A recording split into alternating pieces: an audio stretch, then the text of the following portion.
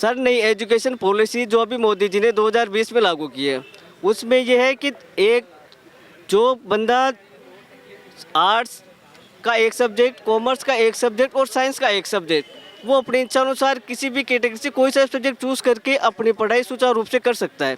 और सर कुछ एक समय पहले अभी एक नई और घोषणा की है कि जिसके पास बायो नहीं है 12th में, जिसके पास फिजिक्स, केमिस्ट्री और मैथ है, वो बंदा एक साल से एडिशनल करके वो पीएमटी की तैयारी कर सकता है, डॉक्टर बन सकता है।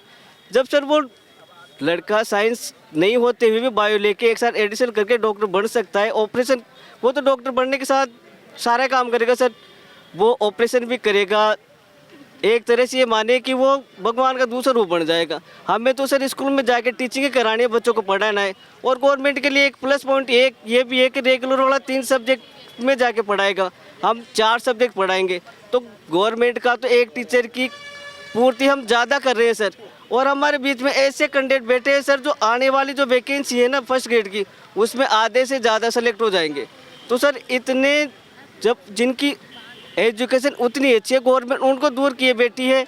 हमारे साथ कहीं ना कहीं तो ये कुठाराघाती कर रही है सर गवर्नमेंट। तो गवर्नमेंट से यही अपील है कि सर जल्दी से जल्दी हमें स्कूलों में नियुक्ति देकर हमें ज्वाइनिंग दे सर। यहाँ शहीद स्मारक जयपुर में हम 14 दिन से एडिशनल डिग्रीधारी धरना दे रहे हैं अपनी नियुक्ति मांग को लेकर।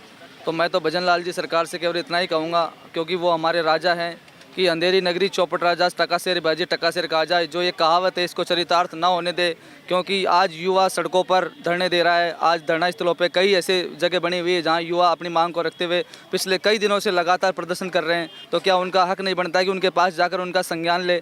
अगर आपके राज्य में ऐसे युवा के साथ अन्याय होगा तो कहाँ ना कहीं ये आपके ऊपर ही भारी है। तो आचार संहिता से पहले आप इस चरितार्थ को सिद्ध मत होने दीजिए और संज्ञान लेकर तुरंत जितने भी युवा साथी है, जैसे हमारे एडिशनल डिग्रीधारी है, वैसे अन्य और लेवल 1 के हैं, ऐसे जो भी पात्र व्यक्ति है वो अपनी पात्रता को सिद्ध करके यहाँ पर आए हुए हैं, तो उनको जल्दी से जल्दी नियुक्ति पत्र आदेश जारी करवाओ। नहीं तो कहीं ना कहीं जो ये मैंने जो कहावत की थी वो सिद्ध होती नज़र आ रही है कि टका शेर बाजी टका शेर खाजा, अंधेरी नगरी चौपट राजा टका शेर बाजी टका शेर खाजा। मांग हमेशा से वही है, हमें नियुक्ति चाहिए। जैसे 2018, 2016 और 2021 में एडिशनल नियुक्तिधारियों को एडिशनल जो डिग्रीधारी है उनको नियुक्ति दी गई थी, वैसे हमें भी नियुक्ति दी जाए। और हम कोई नाजायज़ मांग करके नहीं बैठे हैं, या ये नहीं कि हम किसी मेरिट बेस के एग्ज़ाम में पास होके आए हैं। हमने भी कंपटीशन दिया है, 2 एग्ज़ाम फ़ाइट किए हैं। पहले क्वालिफाइड एग्ज़ाम फ़ाइट किया, उसके बाद मेंस का एग्ज़ाम दिया, उसमें मेरिट में नंबर लेके आए हैं।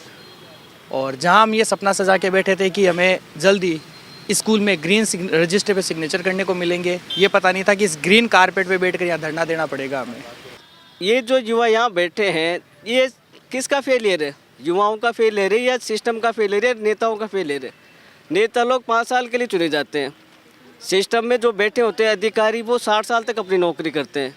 तो सर नेता लोगों को तो पॉलिसी बनाना आता कि नहीं आता मेरे को नहीं पता, लेकिन जो ब्यूरोक्रेसी उनको सिस्टम बनाना आता है। और उसी सिस्टम के फेलियर की वजह से आज युवा सड़कों बैठा है। कितने सोचने की बात है ना सर। ये जो अधिकारी कंपटीशन दे के खुद कंपटीशन दे के पास होते हैं, उनको जो कंपटीशन दे के बैठे हैं यहाँ पर युवा एडिशनल डिग्रीधारी चयनित, उनका दुख समझ में नहीं आता कि सर हमको 14 दिन हो गए आज यहाँ पर बैठे हुए, किसी ब्यूरोक्रेसी या किसी नेता का हमें अभी तक आश्वासन नहीं मिला कि आप इस धरने को समाप्त करो, उठ जाओ, आपकी नियुक्ति हम करा देंगे।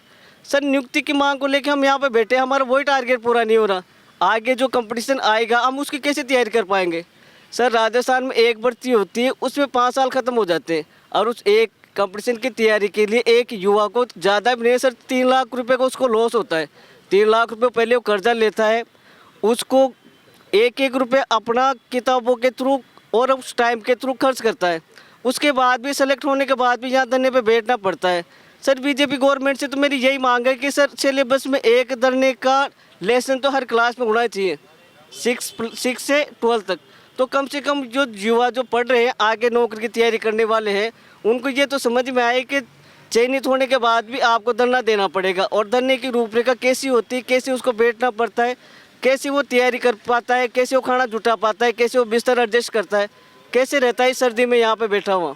सर हमारे धरने का आज 14वां दिन है और हम सभी साथी अपनी एक ही मांग के लिए डटे हैं कि हमारी नियुक्ति हो। जो मैं एडिशनल डिग्रीधारी हैं वो सिर्फ अपने डिग्री के बेस पर इस कंपटीशन एग्ज़ाम में आए हैं और हमने 2-2 एग्ज़ाम क्रैक करके इस पोजीशन पे आए हैं। और देखिए जब एक बेरोज़गार होता है तो वो किस प्रकार से अपनी परिस्थिति से जूझता हुआ एक कंपटीशन में उतरता है और अपनी समस्त समस्याओं को साइड में रखकर, चाहे उसके पास पारिवारिक समस्या हो चाहे इकोनॉमिक हो, सबको साइड में रखकर वो अपना सिर्फ एक लक्ष्य रखता है कि मेरे को नौकरी लगनी है। और वो हमने किया, हमने जितना किया उतना हमने पाया। लेकिन अब ये गवर्नमेंट की असफलता है कि वो हमें जोनिंग नहीं दे रहे हैं।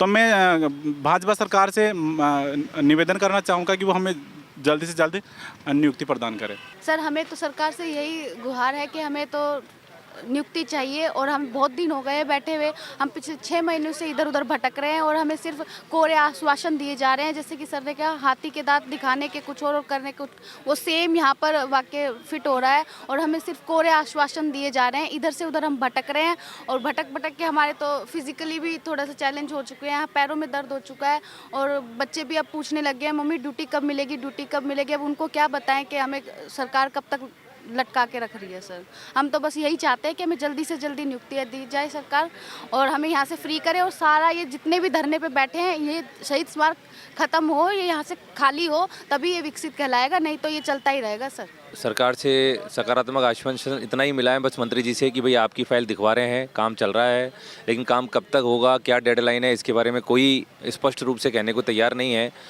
मेरा तो बस इतना सा निवेदन है इस सरकार से कि अगर युवा इस तरह से अगर दर दर की ठोकरें खाएगा तो कहाँ गई सर आपकी राम राज्य की सरकार? जिन बड़े बड़े वादे कहाँ गए सर वो, जिनको दिखाकर आपने, जिनको लोगों को पूरी तरह से मतलब ये बताया था कि हम पूरी तरह से महिलाओं के लिए, युवाओं के लिए, बेरोजगारों के लिए ये करेंगे वो करेंगे। सर ये तो मुझे ऐसा लग रहा है कि सर हाथी के दांत दिखाने के कुछ और होते हैं सर और खाने के कुछ और होते हैं सर। 13-14 दिन हो गए हम धरने पर बैठे हैं। एक तरफ बीजेपी सरकार बजट निकालती है, बजट में घोषणा करती है कि इस बार का जो बजट है वो महिलाओं और युवाओं पे पूरा का पूरा उनके ऊपर है, ठीक है। और आप देख सकते हैं कि युवा भी आज सड़कों पर बैठा है और महिलाएं भी सड़कों पर बैठी है। फिर किस प्रकार का आप बजट प्रस्तुत कर रहे हो, किस प्रकार के आप गारंटी दे रहे हो युवाओं को लेकर, महिलाओं को लेकर, जब दोनों महिलाएं अपने बच्चों को लेकर बैठी हैं, युवा अपने जो आर्थिक इकोनॉमिकली जो प्रॉब्लम्स हैं उनको लेके बैठे हैं, अपने फिजिकली प्रॉब्लम्स लेके बैठे हैं, मेंटली डिस्टर्ब होके बैठे हैं सारे के सारे। तो आप किस प्रकार के आप वादे कर रहे हो जनता से कि हम महिलाओं और युवाओं को हर प्रकार से सहायता प्रदान कर रहे हैं? 14 दिन हो गए यहाँ पर धरने में बैठे बैठे और सरकार हमारी तरफ बिल्कुल भी ध्यान नहीं दे रही है। मैं सरकार से यही निवेदन करूँगी जैसे 16 और 18 में नियुक्ति दी है एडिशनल वालों को, वैसे ही हमें भी नियुक्ति जल्दी से जल्दी आचार संहिता से पहले दे। नहीं तो पिछली सरकार जो कांग्रेस सरकार है उनके पास भी हम दौड़े और उन्होंने इसका नतीजा वोट दे के हमने उनको बताया कि क्या होता है। यहाँ पर सिर्फ 1000 स्टूडेंट नहीं है, ये 1000 परिवार हैं और एक परिवार में 15 सदस्यों के ऐसे मतलब 1000 परिवार के सब लोग परेशान हो रहे हैं। बस मैं सरकार से यही कहना चाहूँगी कि जल्दी से नियुक्ति दे, आचार संहिता से पहले हमें नियुक्ति चाहिए। सर ये जो हमारी एडिशनल डिग्री है ये 3 वर्ष के बाद एक चतुर्थ सब्जेक्ट ऑप्शनल एक सब्जेक्ट है और ये गवर्नमेंट ने अलाउ किया था और हमने बिल्कुल वही चौथे ऑप्शनल सब्जेक्ट में इसको चूज करके और हमने बीएड करके और वही बच्चों के साथ जो 3 साल में लिए थे उनके साथ ही हमने कंपटीशन का एग्जाम दिया था, वही प्री पास किया और वही मेंस पास किया है हमने। उनकी मेरिट में शामिल है, उनके ऊपर अंक ला के जो पोस्ट निकाली उसी में शामिल हुए हैं। बस हमारा रिजल्ट रोक गया प्रोविजनल में डाल के। तो हम सरकार से यही कहते हैं कि जो सब्जेक्ट अगर कंपटीशन का एग्जाम बच्चा फाइट कर गया है तो उसका टैलेंट है उस सब्जेक्ट में, जब भी तो फाइट कर चुका है, तो सरकार इस चीज़ को क्यों नहीं समझती? क्यों ये नॉन एडिशनल करती रहती है? हमको नॉन एडिशनल करके क्यों बाहर कर रही है? हमें जब टैलेंट था तभी तो हम उन एग्जाम फाइट करके आए ना। और हम रामराज सरकार से ये है कि हमको जल्दी से धरने से उठाकर हमको स्कूलों में पहुँचाए। फाइल ये बोलते हैं फाइल चल रही है, लेकिन हमको बिल्कुल हमारे सामने मतलब ऑर्डर ला के हमको स्कूलों में पहुँचाए। अब ये नहीं कि आचार संहिता में हमको स्कूल अलॉट करके भी आचार संहिता में फंसा दे, क्योंकि एक आचार संहिता में हम पहले फंस चुके, 4-5 महीने हमने पहले बर्बाद कर दिए और अब तो हमको कम से कम, क्योंकि फिर वो इलेक्शन होंगे और फिर वही गर्मियों की छुट्टी आ जाएगी, हमारा तो पूरा 1 साल ऐसे ही बर्बाद हो जाएगा। इसलिए हमको जल्दी से स्कूलों में, और अभी भी ये चला रही है गवर्नमेंट, अभी भी ये मुद्दा खड़ा कर रही है, क्योंकि आ जाएगा कि मैथ का विद्यार्थी है जो 1 साल मतलब एडिशनल करके वो नीट की एग्ज़ाम दे सकता है। अगर वो नीट की देगा तो वो डॉक्टर की पढ़ाई करेगा, जब भी नीट पास करेगा। ऐसे हमारे साथ हुआ था और फिर आगे भी यही मुद्दा चलेगा। गवर्नमेंट मतलब खुद वो करके खुद के विचारों से ही मुकर जाती है। ऐसा नहीं करे, बच्चों के साथ खिलवाड़ नहीं करे ये गवर्नमेंट। जो भी नियम फैसला लेती है तो उसको आगे भी मतलब उस पर मतलब दृढ़ संकल्प के साथ ही ले। हम ये कि बेरोजगारों के साथ ये खिलवाड़ नहीं करे ये गवर्नमेंट।